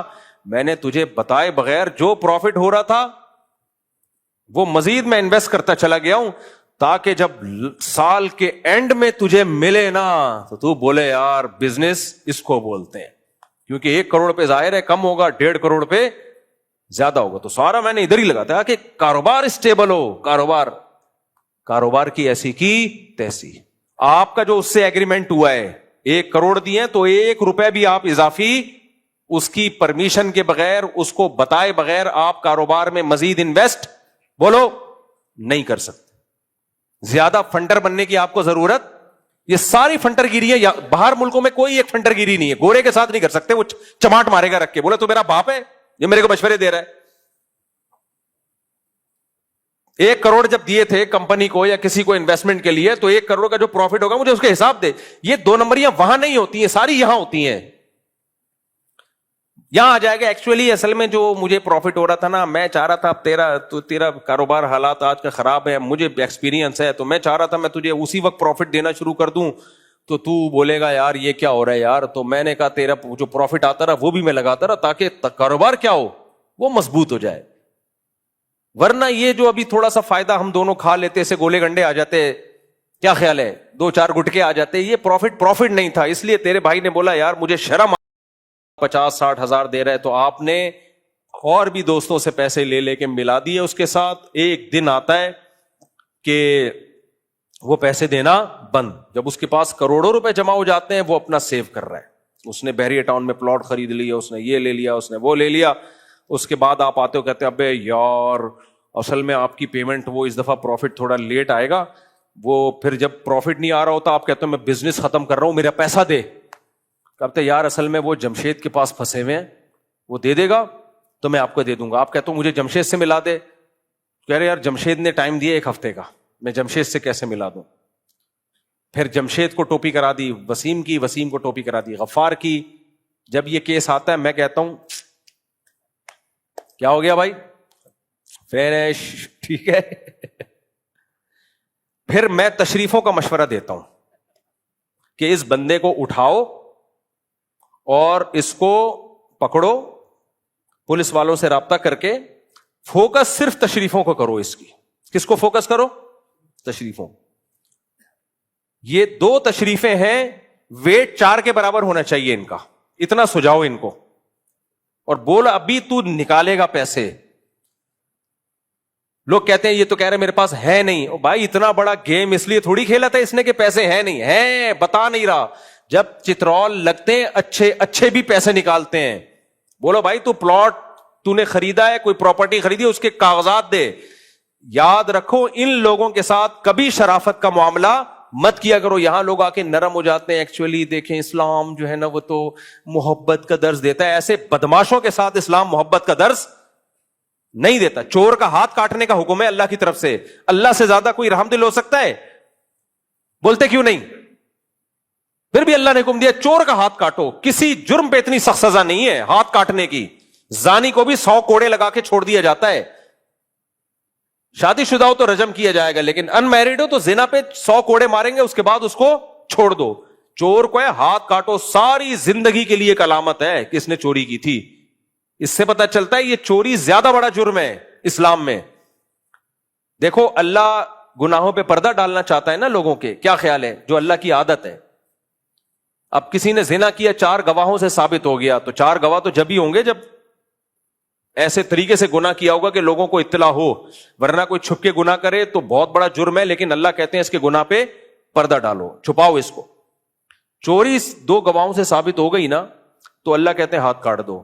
ہاتھ کاٹنے کے بعد ساری زندگی کے لیے اس کے چہرے پہ ایک کالک آ گئی ہے. جب بھی لوگ پوچھیں گے بھائی آپ کا ہاتھ ایکسیڈنٹ میں کٹا ہے، تو وہ کتنا جھوٹ بولے گا. ایک سوال تو ہوگا اگر وہ جھوٹ بولتا بھی ہے تو ڈاؤٹ تو ہوگا یار ہو سکتا ہے چوری کے جرم میں ہاتھ کٹا ہو, کیونکہ دایاں ہاتھ کٹا ہوا ہے اور کٹا ہوا بھی بالکل طریقے سے, ایکسیڈنٹ میں ہوتا تو اتنے طریقے سے تھوڑی ہوتا. ساری زندگی کے لیے اللہ نے بتا دیا کہ پتہ چل جائے کہ یہ چور تھا, ٹھیک ہے وہ توبہ کرے گا, معاف ہو جائے گی آخرت میں. دنیا میں تو ایک کالک لگ گئی نا. اس سے اندازہ ہوتا ہے کہ کسی کا مال ناحق کھا لینا اسلام میں کتنا بڑا جرم ہے. ہمارے ایک دوست تھے, بڑے لبرل ٹائپ کے تھے, وہ کہتے تھے یار میری سمجھ میں نہیں آتا چوری پہ اسلام نے اتنی وحشیانہ سی, معاذ اللہ وہ وحشیانہ کہہ رہے تھے کہ سزا کیوں رکھی, ہاتھ کاٹ دو یار, کچھ بھی ہوتا کوڑے لگا دیتے, جیل بھیج دیتے, ہاتھ کاٹنے کی سزا کیوں ہے. پھر ایک دن کہتے ہیں یار میرے دل میں خود ہی ایک اس کا جواب آ گیا ہے کہ اس کو ہم یوں بھی کہہ سکتے ہیں کہ اسلام مالی معاملات میں بہت سینسٹیو ہے. سمجھ رہے ہو اسلام کیا ہے؟ بہت سینسٹیو ہے. لوگوں کے حقوق کے معاملے میں اسلام میں لچک نہیں ہے. تو آپ منفی ذہن سے سوچو گے اسلام کے بارے میں تو آپ کو اسلام کا یہ حکم نیگیٹو لگے گا کہ یار ایک انسان کا ہاتھ کاٹا جا رہا ہے. لیکن پازیٹو وے میں سوچو گے تو آپ کہو گے اسلام کو لوگوں کے حقوق کا اتنا خیال ہے کہ چور کے لیے اسلام میں گنجائش نہیں ہے, اتنی بڑی سزا دی ہے. تو یہ اسلام کی جرم کے خلاف نفرت ہے. جرم کے خلاف کیا ہے؟ نفرت ہے. تو یہ غیرت ہے اسلام کی, نفرت ہے جرم کے خلاف. تو اس لیے بھائی والذین ہم لاماناتہم وعہدہم راعون, اللہ کہتے ہیں ایمان والے امانتوں میں خیانت نہیں کرتے. امانتوں میں خیانت کی ایک اور مثال دوں آپ کو. نبی صلی اللہ علیہ وسلم کی صحیح بخاری مسلم کی حدیث ہے, آپ صلی اللہ علیہ وسلم نے فرمایا کسی کے کوئی مالی لین دین ہو نا, اس کے لیے حلال نہیں ہے کہ وہ 3 دن گزر جائیں اور لکھی ہوئی وصیت نہ ہو. لکھی ہوئی وصیت نہ ہو. آپ مر گئے, کسی کو کیا پتا چلے گا یہ آپ کے لاکر میں کس کے پیسے پڑے ہوئے ہیں, آپ نے کس کے کتنے پیسے دینے ہیں. ہمارے جاننے والوں میں ایک واقعہ ہوا, 1.5 کروڑ کا انہوں نے پلاٹ خریدا یا پراپرٹی خریدی, مجھے یاد نہیں. جس دن خریدی ہے نا اس دن کیا ہوا ہے کہ بیچی, خریدی نہیں بیچی, 1.5 کروڑ روپے کا کوئی پراپرٹی بیچی ہے. کوئی لکھت پڑھت نہیں کہ بھائی کل پیسے لے لوں گا, میں کل پیسے لے لوں گا. بھائی کل تو آپ پیسے لے لو گے, آپ کو یقین ہے میں کل تک زندہ رہوں گا؟ اگر خدا نہ خواستہ آپ مر گئے, آپ کے وارثوں کا نقصان ہے یا نہیں ہے؟ یہ تو آپ کے بچوں میں وراثت جانی تھی. لیکن ایسے موقع پہ جب لوگوں کو کہو کہ یار اس کو لکھ لو, کوئی واٹس ایپ پہ ہی چھوٹا سی ایک ریکارڈ رکھ لو, لوگ کہتے ہیں میں مر تھوڑی رہا ہوں, ابھی تو میں جوان ہوں. اللہ کی قدرت, رات کو ہارٹ اٹیک ہوا, انتقال. اگلے دن ان کے بچے گئے ہیں کہ جی ہمارے 2-4 دن کے بعد یا جو 3-4 دن گزرنے کے بعد جب ہم ہلکا ہوا ہے, ہمارے ابو نے یہ پراپرٹی بیچی تھی, آپ کو نام تو کر دی نا, ڈاکومنٹ تو دے دیے, تو اس کے پیسے آپ نے کل وعدہ کیا تھا. اس نے کہا کون ابو, کیا وعدہ, پی گئے. اب اولاد پہ بیوہ پہ کیا گزرے گی یار, اتنی ہمارے جو سارے باپ کی ساری زندگی کی محنت تھی وہ تھوڑی سی غلطی سے کیا ہو گئی, برباد. تھوڑی سی غلطی سے ضائع ہو گئی. تو نہ اپنے بچوں کو آگ میں ڈالو, لڑائیوں میں ڈالو. ماں باپ بھی کیا کرتے ہیں, کاروبار کا ہی نہیں پتا ہوتا, یہ میرا بزنس ہے, بڑے بیٹے کا بزنس ہے, کس کا بزنس ہے, سب گچ مچ چل رہا ہوتا ہے. آنکھ بند ہوتی ہے, اولادیں آپس میں لڑ رہی ہوتی ہیں, ایک دوسرے پہ توپے لے کے لڑ رہے ہوتے ہیں. کوئی کہہ رہے ہیں اس کا ہے, یہ ابو نے فلانے کے لیے خریدا تھا, یہ ڈمکانے کے لیے خریدا تھا. یہ ساری اس عذاب میں ڈالنے والا کون ہے؟ وہ مرحوم جو خود تو نکل لی ہے پتلی گلی سے, اولاد کو ایک لامتناہی جنگ میں ڈال کے چلے گئے. اس لیے نبی نے فرمایا 3 دن سے زیادہ نہیں. بھائی آپ نے یہ فرض, حالانکہ ہونا تو 1 سیکنڈ بھی نہیں چاہیے, لیکن پھر بھی انسان کو کوئی کاغذ قلم لاتے ہوئے دیر لگ سکتی ہے اور لکھتے ہوئے دیر لگ سکتی ہے. تو 3 دن کی مہلت دی ہے کہ معاملی معاملات ہو گیا, 3 دن کے اندر اگر نہیں لکھا اس پہ شدید وعید ہے نبی صلی اللہ علیہ وسلم کی طرف سے. تو یہ بھی امانت میں خیانت ہے کہ آپ کی وراثت آپ کے بعد کس کی امانت ہے؟ بچوں کی. آپ اس میں خیانت کر کے جا رہے ہو, ان کو کنفیوژن میں ڈال کے جا رہے ہو آپ. میرا اپنا معمول کیا ہے, میرے بینک میں جتنے پیسے پڑے ہوئے ہیں, میں نے موبائل میں ایپلیکیشن بنائی ہوئی ہے اور اس ایپلیکیشن اور اپنے موبائل کا پاسورڈ دیا ہوا ہے کسی قریبی جاننے والے کو. وہ بچوں کو نہیں دو, کیونکہ جو وراثت ہوتی ہے نا, بچے اس میں آپس میں فریق ہوتے ہیں. خوب سمجھ لو, اولادیں اس میں آپس میں کیا ہوتی ہیں؟ فریق. تو کبھی ایک فریق پہ اعتماد کر کے دوسرے فریق کو آزمائش میں نہیں ڈالا جاتا. نہیں آئی میرا خیال ہے بات, گہری بات. دیکھو آپ مر گئے تو وراثت کس کو ملے گی؟ اولاد کو, آپ کی بیگم کو, زیادہ بیگم ہوئی تو بیگمات کو. آپ نے انہی میں سے کسی ایک کو متولی بنا دیا کہ میرا سارا حساب تمہارے پاس ہے, تم اس حساب سے تقسیم کر دینا. بھائی وہ تو خود خصم ہے نا, اس پہ تو بدگمانی ہوگی کہ اس نے 2 نمبری تو نہیں کی, اس کو تو خود مل رہا ہے اس سے. تو 2 جھگڑوں میں یا جھگڑوں کا کبھی بھی اندیشہ ہو تو ان جھگڑوں میں کسی ایک کو ثالث نہیں بنایا جاتا. ثالث ہمیشہ اس تھرڈ پارٹی کو بنایا جاتا ہے جس کا اس پیسے سے کوئی لینا دینا نہیں ہوتا. لوگ کیا کرتے ہیں, اپنے ہی کسی قریبی ریلیٹو کو بنا کے چلے جاتے ہیں متولی کہ میرے بعد تم نے میری جائیداد تقسیم کرنی ہے. چاچا کو بنا دیا. اب چاچا سے آپ کے ایک بیٹے کے اچھے تعلقات ہیں, دوسرے بیٹے کہہ رہے ہوتے ہیں لو بھائی چاچا تو اس کے حق میں فیصلہ کریں گے کیونکہ چاچا کی سلام دعا, چاچا کی بیٹی تو ان کے گھر میں ہے, چاچا تو ان کے سسر ہیں. تو یہ وصیت جب آپ کسی کو متولی بنائیں گے تو وہ بالکل ایک تھرڈ پرسن ہوگا, نیوٹرل آدمی ہوگا. سمجھتے ہو کہ نہیں سمجھتے؟ میں نے کیا کیا ہوا, میں اپنا معمول بتا دوں تاکہ آپ بھی اس پر عمل کریں. میرے موبائل میں اپلیکیشن ہے, موبائل کہاں رہ گیا, دفتر میں چارجنگ پہ لگا ہوا ہے. موبائل میں اپلیکیشن ہے, میرے اکاؤنٹ میں جتنے پیسے آ رہے ہوتے ہیں فوراً ڈیلی میں اپڈیٹ کرتا ہوں. یہ میری رقم ہے, یہ زکوٰۃ کی رقم ہے, یہ صدقے کی رقم ہے, یہ فلانے کی امانت ہے. ڈیلی اپڈیٹ ہوتا ہے. اور رات سونے سے پہلے اس کی ایک PDF فائل میں سینڈ کر دیتا ہوں اپنے اسسٹنٹ کو, اور اس کے نیچے لکھ دیتا ہوں سواد. اس کو پتا ہے کہ یہ وصیت کا مخفف ہے کہ اللہ نے کرے آج رات میرا انتقال ہو گیا تو بینک سے جو پیسے نکلیں گے یہ اس کی, بولو, یہ ڈیٹیل ہے اس کی. کوئی کنفیوژن نہ ہو کسی کو, بھائی یہ اتنے پیسے پڑے ہوئے پتہ نہیں اس میں ابا کے کتنے اور وسیم بھائی کے کتنے, جمشید کے کتنے, زکوٰۃ کے کتنے. ہاں جو اکاؤنٹ بالکل ہی پرسنل ہے اس کا تو بتایا بھائی یہ میرا ذاتی ہے, اس میں میرے علاوہ, میری ذاتی رقم کے علاوہ کسی کی رقم نہیں ہے. ایک کام تو میں یہ کرتا ہوں. دوسرا کام میں کیا کرتا ہوں, وصیت اپڈیٹ کر کے رکھتا ہوں ہر وقت کہ میری وراثت ہے کتنی ٹوٹل. یہ پوری اپڈیٹنگ. میں نے کسی سے پیسے لینے ہیں تو فوراً اس میں ڈال دیتا ہوں فلاں کہ میرے اوپر اتنا ادھار ہے. اول تو ایسا الحمدللہ کبھی مجھے نہیں یاد پڑتا زندگی میں کبھی ایسا ہوا ہو کہ میں نے کسی سے ادھار لیا ہو. اللہ نے اس لعنت سے الحمدللہ مجھے بچایا ہوا, اور یہ میرے والد صاحب کی برکت ہے. میرے والد صاحب بھی کبھی کسی سے 1 روپے بھی ادھار, کمیٹیاں بھی نہیں ڈالتے تھے. وہ کہتے کمیٹی بھی تو ادھار ہی ہے نا, آپ کی کمیٹی پہلے نکل گئی تو آپ ذمہ دار ہیں, تو ادھار چڑھ گیا نا. نہیں بھائی, جتنا اپنے جیب میں اس حساب سے مینج کرو. بلکہ میں اس میں میرا معاملہ یہ ہے کہ لوگ مجھے آتے ہیں نا رقم دینے کے لیے بھی کہ آپ یہ ہم سے قرضہ لے کے کچھ کر لیں, کچھ ہو سکتا ہے آپ کو پروفٹ ہو جائے نہیں ہو جائے, 1 سال کے بعد ہمیں یہ قرضہ لوٹا دینا. میں وہ رقم بھی نہیں لیتا. میں جو کاروبار کروں گا یا کوئی کام کروں گا, جتنے میری جیب میں پیسے ہیں اس کے حساب سے کروں گا. نہیں ہے جمشید سے مجھے پیسے, بولو نہیں, خدا کی قسم اس میں سکون ہے. ہوس مت کرو, یہ دنیا مسافر خانہ ہے, اس کو مسافر خانہ سمجھو. بعض لوگ یہ کر رہے ہوتے ہیں, یہ بھی بڑی فلم چل رہی ہے, کہانی چل رہی ہے آج کل, خاص طور پر یہ نیک لوگ زیادہ کر رہے ہوتے ہیں. وہ یہ ہوتے ہیں کہ آپ کے پاس آئیں گے کہ آپ میری طرف سے اتنا پیسہ لگا دیں اپنے کاروبار میں. سٹائل دیکھ رہے ہو؟ میں آپ کو ایک کاروبار کا مثال کے طور پر, آپ کا نام کیا ہے بتا دینا, میں پورا زور سے بولتا ہے. عبد الاحد, ہماری پرانی دوستی ہے ان سے. میں عبد الاحد کے پاس آیا, میں نے عبد الاحد سے بولا عبد الاحد بھائی یہ بڑا بہترین بزنس ہے, آپ اس میں 50 لاکھ انویسٹ کرو گے اتنا پروفٹ ہوگا. جیسے مثال کے طور پر 2-3 فلیٹ مل رہے ہیں, اور مجھے یقین ہے کہ یہ 2-3 فلیٹ جو ہے نا یہ 1 سال میں ڈبل ہو جائیں گے. بعض ایسے پروجیکٹ ہوتے ہیں جس میں انسان کو تقریباً یقین ہوتا ہے کہ یار یہ چلتی ہوئی آبادی ہے اور ابھی فلیٹ خریدے اگلے سال کیا ہو جائیں گے, بولو ڈبل.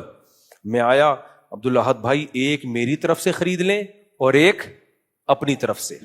عبد الاحد بولے گا مفتی صاحب میں آپ کی طرف سے خریدوں گا تو پھر میں کیوں خریدوں آپ کی طرف سے, مجھے کیا فائدہ ہے؟ میں کہوں گا فائدہ یہ ہے کہ بالفرض اگر وہ نہیں بکا نا تو اس پلاٹ کی, اس فلیٹ کی قیمت کا ذمہ دار کون ہوگا؟ میں. آپ کا لاس نہیں ہوگا کیونکہ میں آپ کا مقروض ہو چکا ہوں گا. یہ بھی پیسہ کمانے کا انتہائی گھٹیا اور انتہائی غیر اخلاقی طریقہ ہے. میں نے ایسے دیندار لوگ دیکھے ہیں, آتے ہیں دوسروں کے پاس, یار ایک بہترین پروجیکٹ ہے, 1 سال کے لیے مجھے اتنے پیسے چاہیے, اس پروجیکٹ میں لگاؤں گا اور بس 1 کروڑ کے 2 کروڑ تو ہوں گے, آپ کا 1 کروڑ واپس کر دوں گا میں, میرا بھلا ہو جائے گا. یار کسی غریب آدمی کا کیا ہو جائے گا؟ بھلا ہو جائے گا. مت کرو یہ کام. آپ کی جیب میں جتنے ہیں اس سے دال چاول کھا لو. خدا کی قسم بھوک میں دال چاول کا مزہ نہیں بلکہ بہت زیادہ مزہ ہے. دال چاول کھا لو, دوسروں کے پیسوں پہ بزنس مت کرو. یا تو کروڑوں کا آپ کا بزنس ہو نا چلتا ہوا, وہ ایک الگ بات ہے. مت لالچ میں آؤ. جب نہیں ہے آپ کے پاس تو بولو یہ جتنے بحریہ ٹاؤن کے پروجیکٹ ہیں, جتنے اسلام آباد کے پروجیکٹ ہیں, یہ میرے لیے ہے ہی نہیں. لوگ حسد میں جا رہے ہوتے ہیں, یار میرا دوست ایک فلیٹ خرید رہا ہے, کل یہ 1 کروڑ کا فلیٹ 2 کروڑ کا ہو جائے گا, میری جیب میں 50 لاکھ پڑے میں, خالی 50 لاکھ کا انتظام ہو گیا, تو یار 10 ادھر سے پکڑے, 10 ادھر سے پکڑے, 5 ادھر سے پکڑے, 6 ادھر سے پکڑ کے پورا 1 کروڑ کیا. مت کرو اس کو. آپ بولو اگر یہ 50 لاکھ کا ہے اور میرے پاس 30 لاکھ ہیں تو یہ میرے لیے بولو ہے ہی نہیں. جب شیطان کہے گا تیرے دوست تو پیسہ لگا لگا کے ڈبل کروڑ پتی بن جائیں گے اور تو صرف 10 لاکھ سے پیچھے رہ جائے گا, آپ بولو کوئی بات نہیں, ہم دال چاول کھا لیں گے. ہم کیا کھا لیں گے؟ ہم غریبی اچھے, ہم رکشہ چلا لیں گے, ہم ٹماٹر کا ٹھیلا لگا لیں گے. قبر میں سب نے جانا ہے, نہ دوسرے کو عذاب میں ڈالو میرے بھائی, نہ اپنی زندگی عذاب میں ڈالو. تو مجھے نہیں یاد پڑتا میں نے کبھی کسی سے کاروبار کے لیے پیسہ لیا ہو یا کسی ضرورت کے لیے پیسہ لیا ہو. ہمیشہ یہی سوچ ہمارے حضرت نے بھی, مفتی رشید احمد صاحب نے بھی ہمیں بتائی, ہمارے والد صاحب نے بھی ہمیں سمجھایا. والد صاحب کو بھی میں نے کبھی نہیں دیکھا کسی سے 1 روپیہ بھی لیا. انہوں نے اپنی آمدن میں گزارا کیا, بلکہ اس سے جو بچا سکتے تھے وہ بھی بچا لیا. انہوں نے کہا بچ گیا ٹھیک ہے, نہیں بچا تو بھی ٹھیک. بھوکے سو جاؤ, صحیح ہے نا؟ کیسے سو جاؤ بولو؟ بھوکے سو جاؤ, کوئی مسئلہ نہیں ہے. ہمارے نبی نے 63 سال کی عمر تک کبھی 2 وقت پیٹ بھر کے کھانا نہیں کھایا. کتنا کام لیا اللہ نے آپ سے, کیا خیال ہے؟ 1 دن کھایا, 1 دن نہیں ملا تو صبر شکر کیا. اور جو کھایا وہ بھی کیا کھایا؟ وہ مرغے تھوڑی کھائے ہیں, جو کی روٹی, کھجور, بس یہ چیزیں, کبھی گوشت مل گیا بس. تو ہمارے لیے پیغمبر کی سیرت ہے. اور اللہ ایسا بھوکا رکھتا نہیں ہے. جب آپ لوگوں سے لالچ نہیں رکھتے, اللہ بھی چھپڑ پھاڑ کے روزی دیتا ہے. پھر اللہ بھی دیتا ہے, ہمارے نبی کو بھی دی, لیکن ہمارے نبی نے خود اپنے لیے غربت کو اختیار کی ہے کسی مصلحت سے. تو جیبوں پہ نظر نہ رکھو کہ جی میرے پاس اتنے پیسے ہیں تو میں یہ کر دوں گا, تو میں نہ, جتنے ہیں اس سے کرو جو کرنا ہے. کسی سے لینے دینے کی کوشش نہ کرو. بھوک سے مر رہا ہو تو مانگتا ہوا اچھا لگتا ہے. خدا نہ خواستہ مر رہا ہے نا, پیٹ کمر سے لگ گیا اور آخری سانسیں چل رہی ہیں, پھر کسی سے مانگنے میں حرج نہیں ہے کہ بھائی 2 نوالے مجھے دے دے, جب ٹھیک ہو جاؤں گا نا تو انشاءاللہ. دیکھو شریعت نے کیا حکم دیا ہے. شریعت نے کہا ہے کہ کسی کا مال چوری کرنا جائز, بولو نہیں. آپ ہوٹل سے روٹی چوری کر سکتے ہو, بولو نا نہیں. لیکن اگر بھوک نے اتنا ستا لیا کہ آپ کا مرنے کا خطرہ ہے آپ کو, تو پھر آپ کے لیے شریعت نے ہوٹل سے روٹی چوری کرنے کو بھی جائز قرار دیا ہے. لیکن کیسے؟ اس نیت کے ساتھ کہ جب پیسے ہوں گے روٹی کی قیمت اس کو واپس کروں گا میں. یعنی وہاں بھی حلال نہیں کیا ہے کہ کھا جاؤ بس. اس نیت سے آپ 2 روٹی اٹھا سکتے ہو, یار ابھی تو مر رہا ہوں, یہ ہوٹل والا کنجوس کھلا نہیں رہا, تو جان بچانا سب سے پہلے فرض ہے. لیکن اس میں بھی آپ کو یہ نیت کرنی پڑے گی کہ میں اسٹرگل کر کے پیسے کماؤں گا, اور جتنے پراٹھے یہاں سے میں نے اٹھائے ہیں, جتنے لقمے میں نے کھائے ہیں, یہ پیسے میں ہوٹل والے کو دوں گا. تو وہ اتنی شدید بھوک میں بھی آپ کو اس کا پیسہ ضائع کرنے کی اجازت نہیں ہے. تو میرے بھائی بحریہ ٹاؤن کی پروجیکٹ کے نام پہ, اسلام آباد کے پروجیکٹ کے نام پہ لوگوں کا پیسہ لے کے لگا کے کھا پی کے ڈکار مار کے بھاگ جانا, اس کی شریعت میں کہاں سے اجازت ہوگی؟ تو والذین هم لاماناتهم وعهدهم راعون, سمجھ میں آ رہا ہے کہ نہیں آ رہا ہے؟ یہ آیت یاد رہے گی کہ نہیں رہے گی؟ اچھا آخری بات, یہ ہوتا کیوں ہے؟ ڈنڈیاں مارتے کیوں ہیں؟ اچھا تعلیم کے لیے بھی لوگ بھیک مانگ رہے ہوتے ہیں. ہمارے بیٹے کو ایکچولی ہم نے اعلیٰ تعلیم کے لیے امریکہ بھیجنا ہے, کچھ زکوٰۃ مل جائے گی. ابے یہاں کھانے کے لالے پڑے ہوئے ہیں, تم زکاتوں سے بچوں کو کہاں بھیج رہے ہو؟ اعلیٰ تعلیم کے لیے امریکہ بھیج رہے ہو. ہے پیسے بھیج تو نہیں ہے, بھاڑ میں جائے یار. یہ جو موٹیویشنل اسپیکر ہے نا, انہوں نے بھی بیڑا گرک کیا ہے. پیسہ پیسہ پیسہ پیسہ پیسہ بول بول کے نا, ایجوکیشن پیسہ, ایجوکیشن بھی ضروری ہے, پیسہ بھی ضروری ہے. کتنا ضروری ہے؟ آپ محنت کرو, مل جائے ٹھیک ہے, نہیں ملے کوئی چیز ضروری نہیں ہے. جس شخص نے کسی چیز کو ضروری سمجھ لیا, وہ ملے نہ ملے ڈپریشن کا مریض بہرحال یہ بنے گا لازمی. میرے بھائی, میرے اور آپ کے لیے اس دنیا میں ضروری کچھ بھی بولو نہیں ہے, کچھ بھی بس ضروری صرف یہ ہے کہ اللہ ہم سے خوش رہے, بس, اور کچھ بھی ضروری نہیں ہے. صحابہ کو کیا تھا یار, عبداللہ بن مسعود رضی اللہ تعالی عنہ کتنے چہیتے صحابی, کیا تھا ان کے پاس؟ اصحاب صفہ میں, صفہ کے چبوترے میں بیٹھے ہوتے تھے, اور اتنا لباس نہیں تھا جس سے شرمگاہ چھپا سکیں, یہ حالت تھی. تو ایک دوسرے کی طرف پشت کر کے بیٹھتے تھے تاکہ ایک دوسرے کی شرمگاہ پہ نظر نہ پڑے, اور دین کا علم حاصل کر رہے تھے نبی صلی اللہ علیہ وسلم کی خدمت میں بیٹھ کے.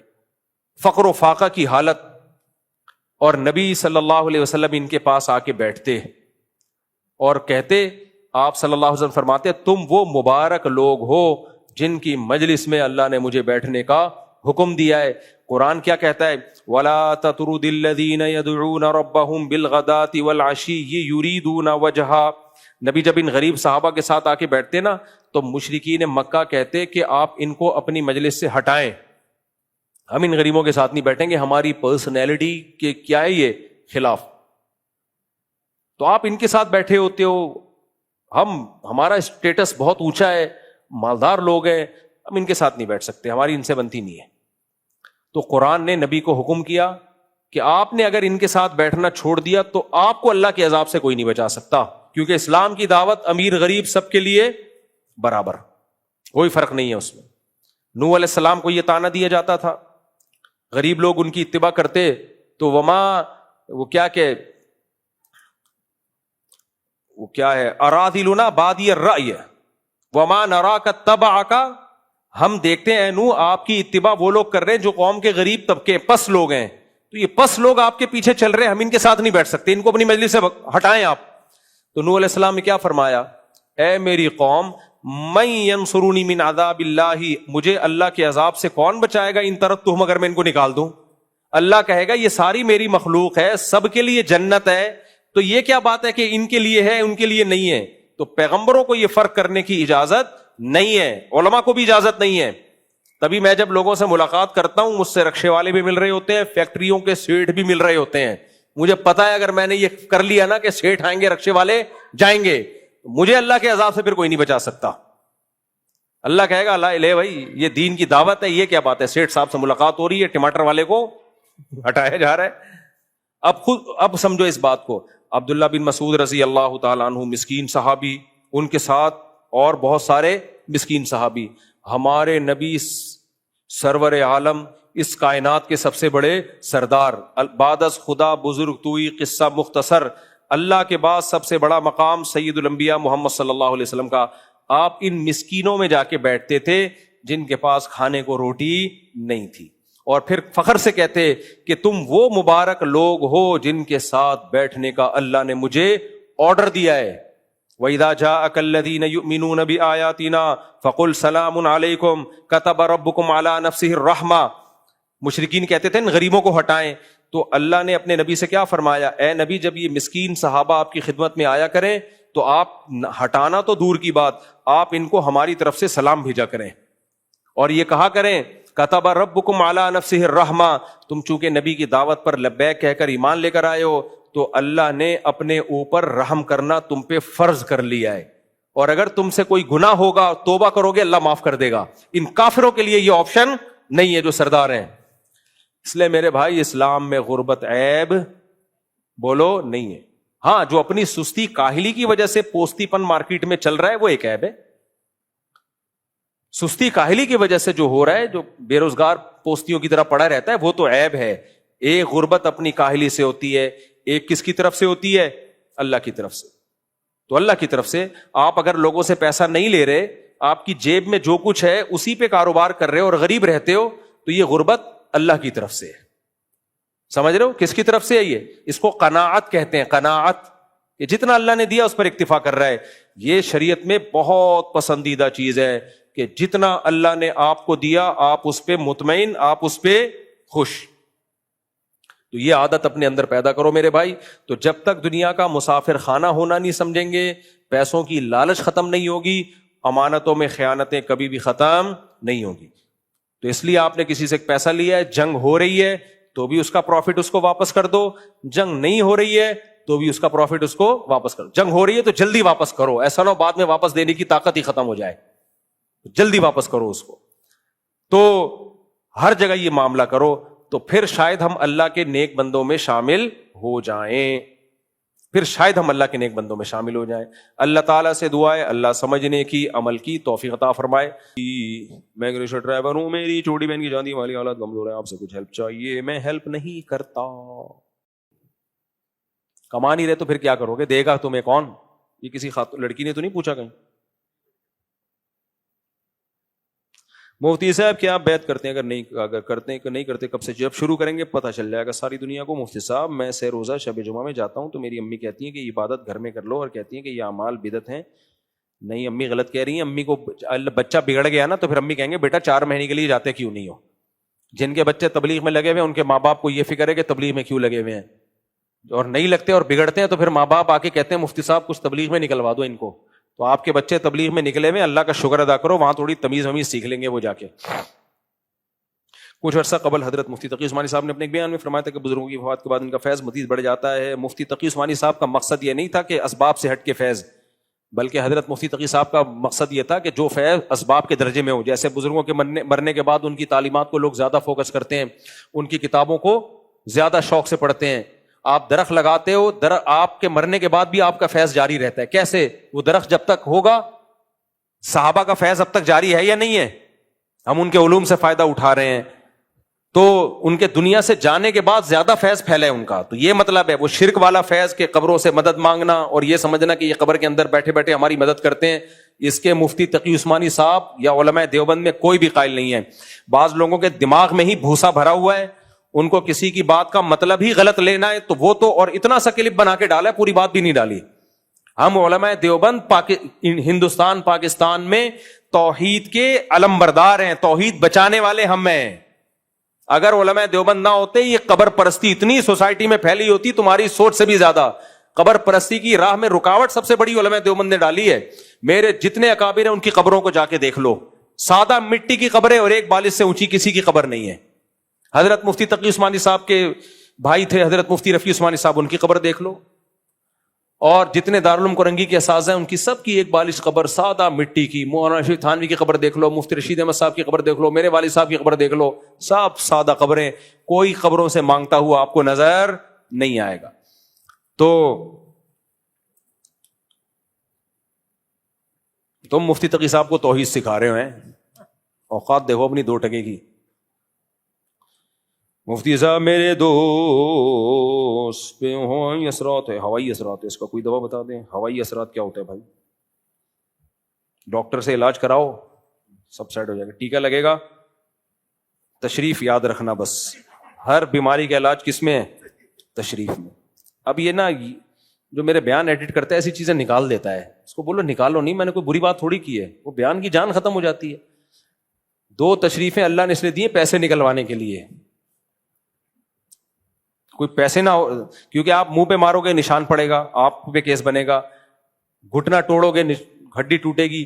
تشریف ایک ایسی جگہ ہے کہ جہاں رکھ رکھ کے چماٹے مارو, تکلیف ہوگی لیکن ٹوٹے گی نہیں. تو پیسے نکلوانے کے لیے اللہ نے کہا ہے کہ بھائی, اور اس پہ نشان اس پہ بھی پڑتا ہے مگر وہ دکھا نہیں سکتا آدمی کسی کو, تو کیس بھی نہیں بنے گا کہ وہ کورٹ میں جا کے کہے کہ اس نے میری تشریفوں میں مارا ہے. کیس کہے گی کیا, کورٹ کہے گی کیا دلیل ہے, اب آپ دکھاؤ گے یہ تشریف پہ نشان دیکھو. تو آدمی کہتا ہے تو 2 لاتیں اور مار دے مگر تشریف کسی کو دکھاؤں گا نہیں میں. تو یہ پیسے ویسے نکلوانے کے لیے ٹوٹل 2 تشریفیں ہیں کہ ایک سے نہیں نکل رہے تو دوسری سے بھی نکال سکتے ہو آپ.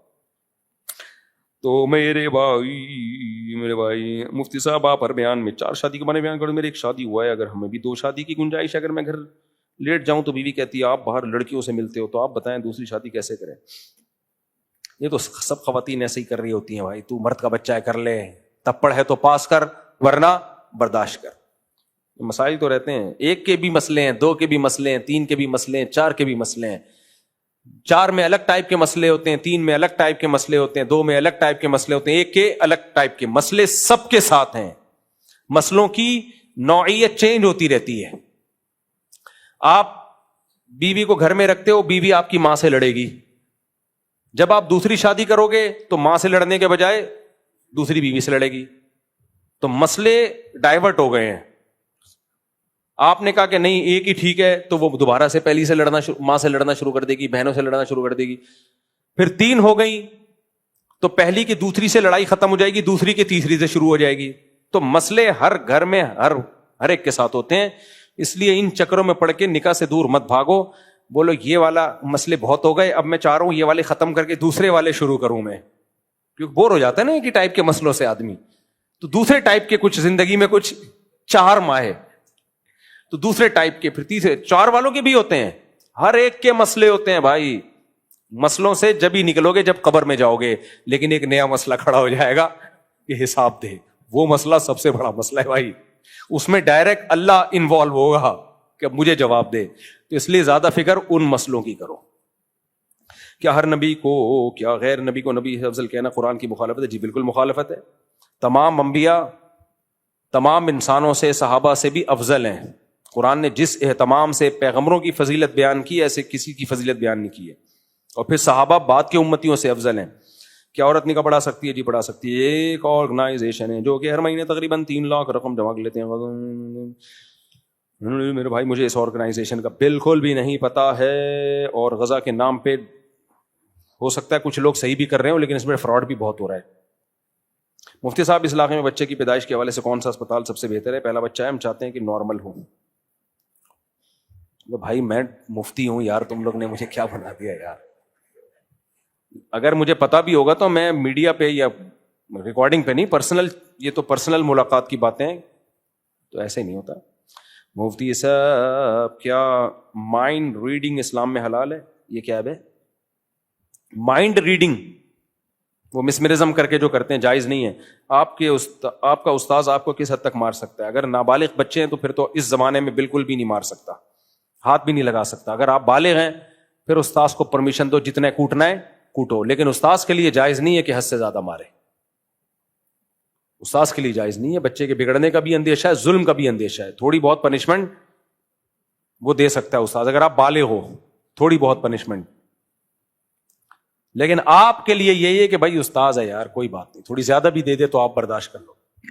مفتی صاحب سوشل میڈیا پہ آئے تو بندہ کنفیوز ہو جاتا ہے, کس کی سنے. سب مولانا ایک دوسرے پر تنقید کر رہے ہوتے ہیں. کیا ہمارے نبی کی یہ تعلیمات ہے؟ ہمارے نبی نے تو بھائی چارے کا حکم دیا ہے. مولوی لوگ تنقید اس لیے کر رہے ہوتے ہیں کہ آج کل ہر مولوی مجتہد بنا ہوا ہے. تو جب سے مذاہب اربعہ کی اتباع ختم ہوئی ہے, پہلے لوگ پابند تھے کہ اس فقہ کو فالو کرنا ہے, یہ مرتب ہو چکا ہے اور امت میں نے اس کو ایکسپٹ کر لیا ہے, تو اب یہ بحث ختم ہو گئی ہے. لیکن اب ہو کیا رہا ہے, ہر شخص آتا ہے ایک نئی بات مارکیٹ میں لے کر آتا ہے, پھر دوسرا مولوی اس پہ رد کرتا ہے, ایک نئی جنگ شروع ہو جاتی ہے. تو جب تک یہ سسٹم ختم نہیں ہوگا تو یہ اتفاق پیدا ہو نہیں سکتا. مفتی صاحب ذہنی دباؤ کا شکار ہوں, مجھے بچپن سے سوشل فوبیا ہے, تنہا رہتا ہوں, اس کا کیسے خاتمہ کروں؟ یہ ماں باپ بچے کو یہ بنا دیتے ہیں یہ بیماری میں مبتلا کہ اس کو لوگ پسند نہیں ہوتے. بچے کو بچپن سے تنہا رکھتے ہیں, اس کے بہن بھائی نہیں ہوتے, بہن بھائی ہوتے ہیں تو وقفہ بہت ہوتا ہے. ایک بچی بڑی ہو گئی ہے, 3-4 سال کے بعد دوسرا بچہ آیا, وہ مینٹیلٹی نہیں مل رہی ہوتی, بچی یا بیٹے کو کھیلنے کے لیے کوئی نہیں مل رہا ہوتا, پھر وہ تنہا پسند ہو جاتے ہیں. آج میں نے اپنے بچوں کی ویڈیو بنائی ہے, مختلف چینل کے 5-6 بچے جمع ہوئے, جو دنگا مستی مچائی ہے ماشاءاللہ انہوں نے, اللہ برکت دے, نظر بس سے بچائے. مختلف چینل کے تھے, میں دیکھ رہا تھا یہ اس چینل کا نہیں, یہ والا نہیں, یہ ادھر کا ہے, اور وہ ادھر کا ہے, وہ ادھر. کس طرح چینلوں کے بچے آپس میں کھیل رہے ہیں, ادھم دے دنگا مستی. تو ایسے بچے کو سوشل فوبیا ہو سکتا ہے بھائی؟ بچپن سے ہی بہن بھائیوں میں کھیل کے, مار دھاڑ کر کے, شکایتی ٹٹو بن کے شکایتی بھی لگا رہے ہوتے ہیں, پھر دوستیاں بھی کر رہے ہوتے ہیں. یہ ماحول دو بچوں کی مینٹل لیول کے لیے ضروری ہے. تعلیم بعد میں بھی حاصل ہو جائے گی میرے بھائی, تعلیم کا نقصان بڑا نقصان نہیں ہے, وہ ریکوری ہوتی ہے. کھوپڑی کا نقصان زیادہ بڑا نقصان ہے. تو بچپن کی بیماریاں ٹھیک نہیں ہوتی جو دماغی بیماریاں ہوتی ہیں. تو بچوں کو بہن بھائی دو کھیلنے کے لیے, بہن بھائی نہیں ہے تو گلی محلے میں ان کو دوستوں میں کھلاؤ. بولو لڑکا ہے تو لڑکوں میں کھلاؤ, لڑکی ہے تو لڑکیوں میں کھلواؤ اس کو, پھر ان کی نگرانی رکھو, خراب تو نہیں ہو رہے. لیکن بالکل ہی گھر میں بند کر کے رکھ دینا, اس سے بچے خراب ہو جاتے ہیں, ڈپریشن میں جاتے ہیں. بچوں کو مٹی میں بھی کھلاؤ, یہ جو ہر وقت صاف ستھرا رکھنا یہ بھی بچوں کے لیے غلط ہے. کچھ ٹائم ان کو کیچڑ مٹی میں کھیلنے کے لیے تو اٹھا کے چپیڑے مارے کیچڑ کے ایک دوسرے پہ چھاپ دیں